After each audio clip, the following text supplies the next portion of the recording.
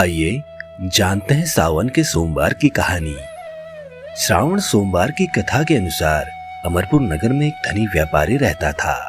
दूर दूर तक उसका व्यापार फैला हुआ था। नगर में उस व्यापारी का सभी लोग मान सम्मान करते थे। इतना सब कुछ होने पर भी वह व्यापारी अंतर्मन से बहुत दुखी था, क्योंकि उस व्यापारी का कोई पुत्र नहीं था। दिन रात उसे एक ही चिंता सताती रहती थी, उसकी मृत्यु के बाद उसके इतने बड़े व्यापार और धन संपत्ति को कौन संभालेगा आखिर। पुत्र पाने की इच्छा से वह व्यापारी प्रति सोमवार भगवान शिव की व्रत पूजा किया करता था। सायंकाल को व्यापारी शिव मंदिर में जाकर भगवान शिव के सामने घी का दीपक जलाया करता था। उस व्यापारी की भक्ति देखकर एक दिन माता पार्वती जी ने भगवान शिव से कहा, हे प्राणनाथ, यह व्यापारी आपका सच्चा भक्त है। कितने दिनों से यह सोमवार का व्रत और पूजा नियमित कर रहा है। भगवान, आप इस व्यापारी की मनोकामना अवश्य पूर्ण करें। भगवान शिव ने मुस्कुराते हुए कहा, हे पार्वती, इस संसार में सबको उसके कर्म के अनुसार फल की प्राप्ति होती है। प्राणी जैसा कर्म करते हैं उन्हें वैसा ही फल प्राप्त होता है। इसके बावजूद पार्वती जी नहीं मानी।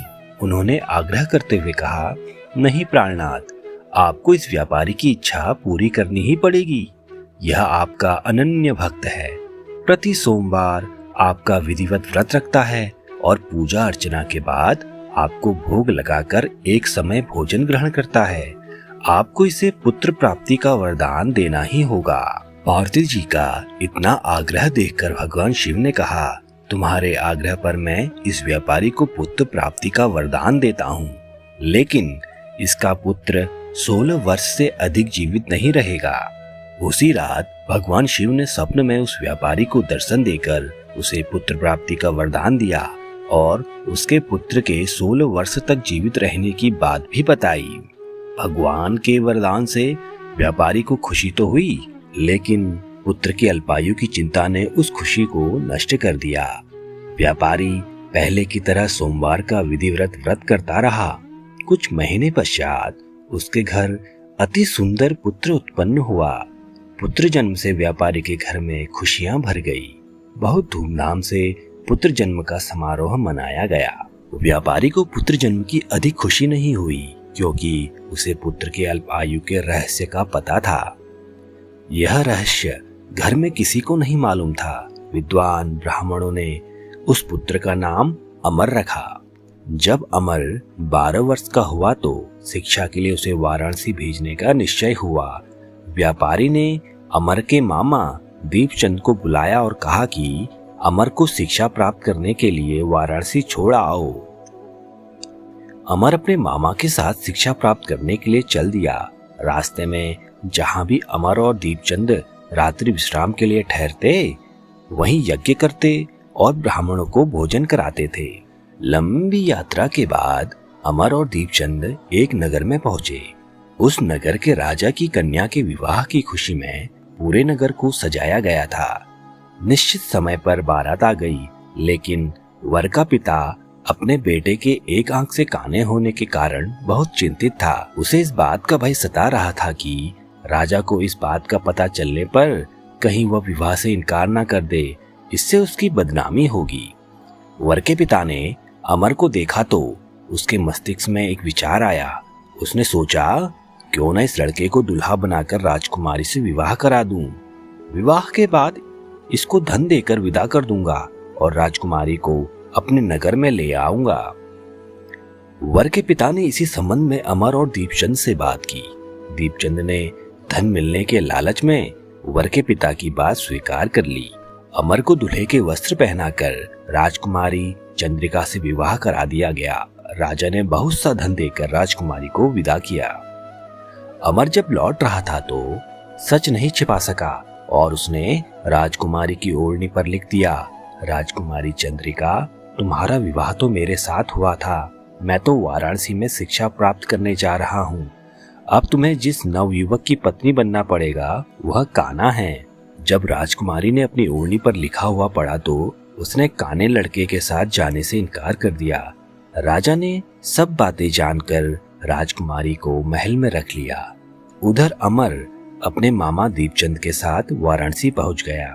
अमर ने गुरुकुल में पढ़ना शुरू कर दिया। जब अमर की आयु 16 वर्ष पूरी हुई तो उसने एक यज्ञ किया। यज्ञ की समाप्ति पर ब्राह्मणों को भोजन कराया और खूब अन्न वस्त्र दान दिए। रात को अमर अपने शयन कक्ष में सो गया। शिव के वरदान के अनुसार शयनावस्था में ही अमर के प्राण पखेरु उड़ गए। सूर्योदय पर मामा अमर को मृत देखकर रोने पीटने लगा। आसपास के लोग भी एकत्र होकर दुख प्रकट करने लगे। मामा के रोने विलाप करने के स्वर समीप से गुजरते हुए भगवान शिव और माता पार्वती ने भी सुने। पार्वती जी ने भगवान से कहा, प्राणनाथ, मुझसे इसके रोने के स्वर सहन नहीं हो रहे, आप इस व्यक्ति के कष्ट अवश्य दूर करें। भगवान शिव ने पार्वती जी के साथ अदृश्य रूप में समीप जाकर अमर को देखा तो पार्वती जी से बोले, पार्वती, यह तो उसी व्यापारी का पुत्र है। मैंने इसे 16 वर्ष की आयु का वरदान दिया था, इसकी आयु तो पूरी हो गई। पार्वती जी ने फिर भगवान से निवेदन किया, हे प्राणनाथ, आप इस लड़के को जीवित करें, नहीं तो इसके माता पिता पुत्र की मृत्यु के कारण रो रो कर अपने प्राणों को त्याग देंगे। इस लड़के का पिता तो आपका परम भक्त है, वर्षों से सोमवार का व्रत करते हुए आपको भोग लगा रहा है। पार्वती जी के आग्रह करने पर भगवान शिव ने उस लड़के को जीवित होने का वरदान दिया और कुछ ही पल में वह जीवित होकर उठ बैठा। शिक्षा समाप्त करके अमर मामा के साथ अपने नगर की ओर चल दिया। दोनों चलते हुए उसी नगर में पहुंचे जहां अमर का विवाह हुआ था। उस नगर में भी अमर ने यज्ञ का आयोजन किया। समीप से गुजरते हुए नगर के राजा ने यज्ञ का आयोजन देखा।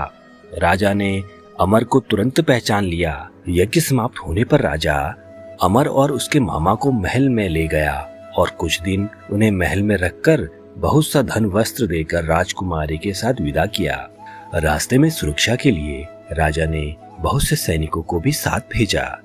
दीपचंद ने नगर में पहुंचते ही एक दूत को घर भेजकर अपने आगमन की सूचना भेजी।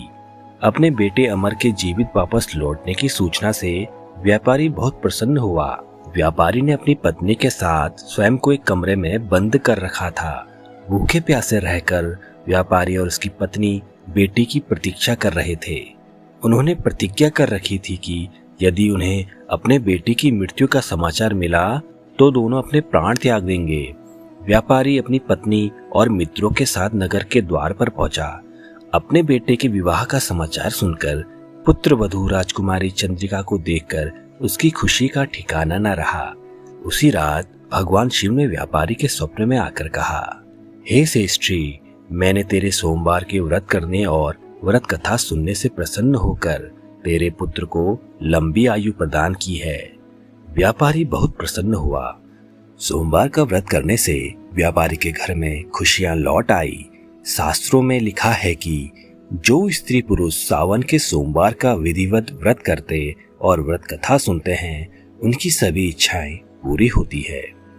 ऐसी ही रोचक कहानियां सुनने के लिए आप हमारे YouTube चैनल को लाइक, शेयर तथा सब्सक्राइब जरूर करें।